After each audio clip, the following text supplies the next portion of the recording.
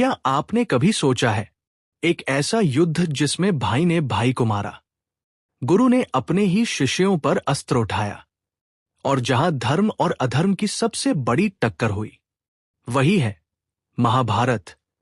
चलिए जानते हैं पूरी कहानी। महाभारत सिर्फ एक युद्ध की कहानी नहीं, बल्कि धर्म और अधर्म के बीच की सबसे बड़ी लड़ाई है। ये कहानी शुरू होती है हस्तिनापुर से, जहां राजा शांतनु के वंश में दो प्रमुख कुल पैदा हुए, कौरव और पांडव। पांडव 5 भाई थे, युधिष्ठिर, भीम, अर्जुन, नकुल और सहदेव। वही कौरवों की संख्या थी 100, जिनमें सबसे बड़ा था दुर्योधन। बचपन से ही दुर्योधन के मन में पांडवों के लिए ईर्ष्या और नफरत थी। वो हर हाल में उन्हें खत्म करना चाहता था। एक बार दुर्योधन ने पांडवों को जलाने के लिए लाक्षागृह में भेजा, लेकिन विदुर की चतुराई से पांडव बच निकले।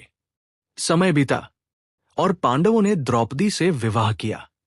द्रौपदी 5 पांडवों की पत्नी बनी। इसके बाद हुआ वो खेल जिसने इतिहास बदल दिया, जुए का खेल। युधिष्ठिर ने छल से भरे इस खेल में अपना सब कुछ हार दिया, अपना राज्य, अपने भाई और यहां तक कि द्रौपदी को भी। द्रौपदी का चीरहरण करने की कोशिश की गई, लेकिन भगवान श्री कृष्ण ने उनकी लाज बचाई। इस अपमान के बाद पांडवों को 13 साल का वनवास दिया गया, जिसमें 12 साल जंगल और 1 साल अज्ञातवास था। वनवास पूरा होने के बाद पांडव अपने अधिकार मांगने वापस आए, लेकिन दुर्योधन ने सुई की नोक जितनी जमीन देने से भी मना कर दिया। और यहीं से शुरू हुआ महाभारत का सबसे बड़ा युद्ध, कुरुक्षेत्र का युद्ध। इस युद्ध में एक तरफ थे कौरव और दूसरी तरफ पांडव। सबसे खास बात यह थी कि भगवान श्री कृष्ण ने स्वयं हथियार नहीं उठाया, लेकिन अर्जुन के सारथी बने। युद्ध शुरू होने से पहले अर्जुन विचलित हो गए। अपने ही रिश्तेदारों को सामने देखकर उनका मन कांप उठा। तब श्री कृष्ण ने उन्हें गीता का उपदेश दिया, जिसमें उन्होंने बताया कि धर्म के लिए लड़ना ही सच्चा कर्तव्य है।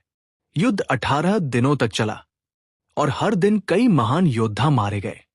भीष्म पितामह, द्रोणाचार्य, कर्ण जैसे महान योद्धाओं का अंत हुआ।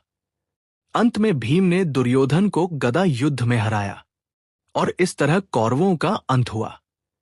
पांडवों की जीत हुई, लेकिन इस जीत में भी दर्द था, क्योंकि अपने ही अपनों को खोना पड़ा।